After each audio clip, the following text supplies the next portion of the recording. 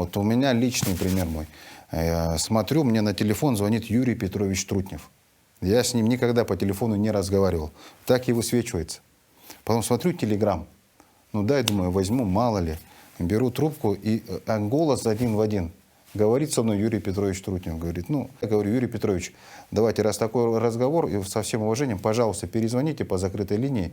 И я спросил такой наводящий вопрос, который Юрий Петрович знал бы, а этот человек нет, касающийся нашего вот аспекта города Якутска. И тот человек это неправильно ответил, ну и, соответственно, я сразу понял, что это мошенник. Поэтому всегда любой звонок, который к вам идет в коммуникацию, если он по телеграмму, по WhatsApp или с незнакомого номера, в первый вопрос, первое убеждение, мне звонит мошенник.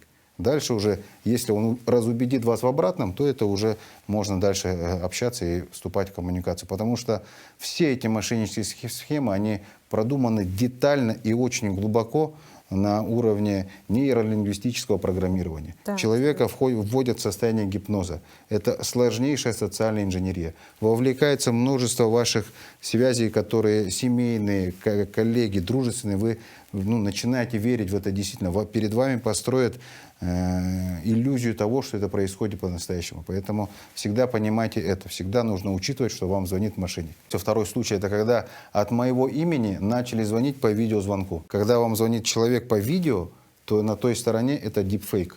Это искусственный интеллект. Исходя из нашего видео с вами, могут сделать такого же второго человека, который будет звонить, ну мало ли у человека там очки не одел. Про простые рассылки я вообще молчу. Поставьте сейчас, есть уникальные программные продукты, которые с применением искусственного интеллекта и машинного обучения выявляют мошенников уже сразу же. И вас блокируют на телефон. Поставьте их. Поставьте такие программы на свою электронную почту. Защищайте себя со всеми возможными подходами. Вообще в идеале, конечно, это не брать абсолютно незнакомых номеров. Ну вот ничего страшного. Не берите, не берите. Не бывает такого, что сотрудник ФСБ или Следственного комитета или МВД будет по телефону вам предъявлять какое-то обвинение или по видеозвонку показывать вам повестку. Такого не бывает. Первая причина, по которой мошенник будет вас держать, это в постоянном напряжении. Не давать вам опомниться. Постоянно на телефоне, постоянно какая-то угроза чего-то. Вот вы завтра в тюрьме, вот вы там способствуете террористам или чему-то.